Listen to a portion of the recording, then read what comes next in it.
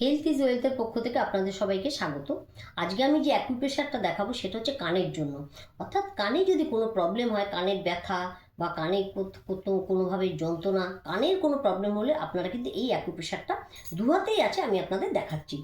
এই যে আপনারা দেখছেন অনামিকা এবং এই যে কনিষ্ঠা, এর ঠিক মাঝখানে নখ দেবেন না, আপনার বৃদ্ধাঙ্গুল দিয়ে আপনারা কিন্তু 1 থেকে 1.5 মিনিট আপনারা এই প্রেশারটা কিন্তু দিতে পারবেন।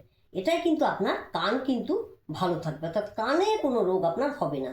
আপনি যন্ত্রণা বলুন, আপনি ব্যথা বলুন, এই প্রেশারটা কিন্তু আপনারা দেবেন 1 থেকে 1.5 মিনিট দিতে পারেন। এই হাতে যেরকম আপনারা দিচ্ছেন, ঠিক এই হাতেরও ঠিক একই ব্যাপার। অনামিকা এবং কনিষ্ঠা ঠিক এই এই একদম যে ওনার এই জায়গাটা রয়েছে পয়েন্টটা, এই পয়েন্টটায় কিন্তু আপনারা প্রেশার দেবেন, কিন্তু নখ দিয়ে দেবেন না। নখ দিয়ে দিলে এখানে কেটে যেতে পারে, নখে পেন হতে পারে। অতএব আপনারা কিন্তু কানের জন্য আমি এই অ্যাকুপ্রেশারটা আজকে দেখালাম। আজকে এই পর্যন্তই রাখছি। আপনারা সবাই ভালো থাকুন। নমস্কার।